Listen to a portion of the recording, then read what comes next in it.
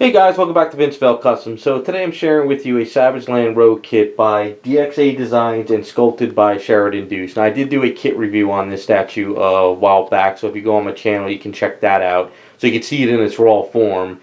And I also did do another video on just some tips and tricks on how I put her together. But awesome kit. It's really nice to see it all finished up. I finished this up for someone, so this is the first in a bunch I'll be doing. I'll get a couple of those videos posted when those are done. But this one actually worked out pretty cool because the person I did it for actually sent me a Photoshop image of, everything about it, how he wanted it colored. So he took the original 3D design of this kit, and then it was because it was black and white, and he added color into it. So he showed me where he wanted color laid down. So I pretty much just followed what he did, and I ran with it. So he wanted the yellow boots, the green wrappings all around her, yellow gloves, yellow top, red X with black in the inside, and a purple flower, and ran with the rest of it. Now, pretty much said that that's kind of how he wanted to paint it up, and he said just do your thing. So I just ran with it. And really great kit, really well done. I've over the years of doing a lot of custom projects for people, I've always had a lot of people ask me, yeah, can you do me a Savage Land Rogue? And no one ever really pulled the trigger because, it's kind of, just really none of the sculpts kind of fit the character. But this is just kind of like that, grail for a lot of people who love Rogue, and especially the Savage Land Rogue version. So, kind of break down some of the things I did with it. And we'll just go over everything. So let's just start off with the base. Base is really cool. A lot of detail on it. It's kind of like, it's one of those bases, where you could kind of do what you want to it. If you want more like reds and greens, you can add more of that stuff in there. If you didn't want this to be rocky, you could add something else. All these little mushroom things, you can add, paint in any type of color you want. One of the cool things about it is this flower here is you could do anything you want with this flower. So they contacted me and they said they wanted a purple flower, but what I did is I added a little bit of a kind of like, one of those poisonous type looking ones you might see in Savage Land. So I did in the center like a little bit of a red, I did some lighter, and then I ran with it on, darker on the edges and kind of little stuff like that at the bottom.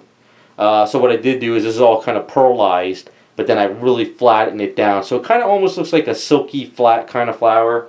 So, but the cool thing about this being removable too is, like say down the line, this person doesn't like the blue and they wanted to actually repaint it a different color. You could always kind of repaint it and stuff too. So that's why I didn't really want to attach the flower, because you can, for shipping purposes and all that stuff. So I did little things around it where you can see these little red dots. I call them like, bug pods, because underneath over here, there's kind of like this little hive thing right over in here. And then so what I did is I kind of painted it up like a yellowish brown, and I put all these little pods, and I figured, you know what, if you're in Savage Land, you might see these weird little pods going all around here. So there's a couple hidden around in here, around there, so you got to kind of look for them. They're definitely back underneath the base as well. I'll be having a video too up on my channel where you can see a work in progress series on how I paint up a base like this, especially with Savage Land Rogue. So I'll probably get that up sooner or later. So we'll get up a little bit closer around here. So around for the waist area, I would say probably the hardest part of painting it up is two parts on her. Would probably be the waist area, is getting this little strap that's painted with the greens, and also adding these little teeth on at the end. As you can see, I did the pouch there. You got to kind of glue that on and then add the little teeth. I did it to the back as well. But once you get that and you get through that, it works out pretty good. Of course, you always got to have the booty shot. It's just a great sculpt. And ran with it. So in my work in progress video of the tips and tricks, I also showed how you can break down this statue. So she does come out of the base. She is pegged. So we'll kind of break that down so you can see she is pegged underneath here. So she's a three-prong peg into the base. So the tips of both feet have a peg, and also the heel. So what I did is I also added a magnet up in there.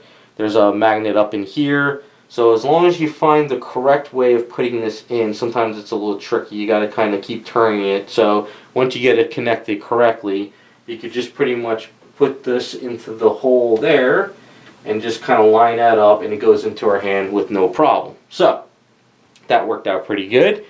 And of course, the shirt, you got to have a little bit of the green showing that it's ripped over in that area. A little bit of the green underneath here, and the straps and all that. So pretty much the hardest part of this statue, and I won't lie about this at all, is this area up in here. So it's not a removable head where you can actually take the head, paint it separately, and you can put the head in and out. Because this arm is bent this way, you have to pretty much kind of paint it up and attach stuff. So the way I did this was, these little prong hair pieces all in here get glued in at the end, as well as these two pieces over here and some of these bang areas and stuff, and also the headband sash. This stuff is all in pieces because that's the way they had to cast it up. So what I had to do was paint up the head, paint up the skins, the outfit and everything, paint up the hair, and then what I did is, once everything was painted up, I glued these pieces in, and I used a little bit of Aves to kind of set it in. And then while the Aves is actually still wet, like I just freshly mixed it up, I painted over the Aves. Now, the paint bonds to the Aves, and then the Aves dries over time, and it really doesn't crack the paint. Now, I don't suggest you always do that, but with hair, like this specific, little setup, it works. You can get away with it. But if you were going to do like an arm, like patching, you really got to let the Aves cure before you actually paint it. So it's just one of those things where this works for this whole process. So, so like one day what I did is I glued in these prongs and I painted these up, and then I let it cure. And then what I did is the next day I did these pieces and I painted up and I let it cure. Then I did these pieces and I let it cure. And then once everything's set up, I did this headband sash last, and then at the very end I glue in the teeth, because the teeth are very fragile. It's only got this very tiny little peg to go in there, and there's nothing you can do about that. Really, it's just the way it's designed. I mean, I kind of wish, as production value, that these little teeth prongs were actually like kind of more, I don't know, maybe like designed where they're actually on the sculpt and you kind of paint them. And I understand that they wanted to have them kind of, I guess you can say kind of hanging in a way, but it's just something that it's just a kit, so you got to be careful with that. It's just one of those fragile pieces on the statue as well as the rest of it. But other than that, I think the statue is great. I did my best I can. One of the only little things that I did notice about the statue is the eye sockets were very, very wide. I mean, they were very, very big eye sockets. I wish the eyelids on the top of the eyes were just a little bit lower. So what I did was I kind of painted her up, and I kind of fudged the black eye liner, like the eyelashes, to come down a little bit more. It was the only way I could really kind of close up the eyes without actually customize them. So that's what I did with that, and I used the Archer Fine Transfer detail eyes to kind of get them in there, and I sealed them up, and it worked out pretty good.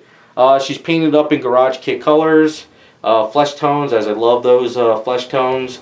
I gave her a nice good gloss coating, and I dulled it down.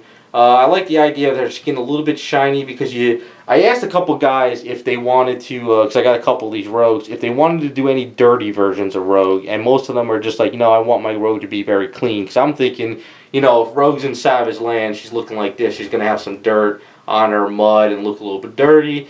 But most of the guys says that they just wanted her to look very clean. So I said, not a problem, we can do that. So I really wanted to make sure that the flesh tones were secured, but giving her a little bit of that, sheen to her. She only kind of looks like she's a little sweaty too, so I guess that's kind of as far as I went with it.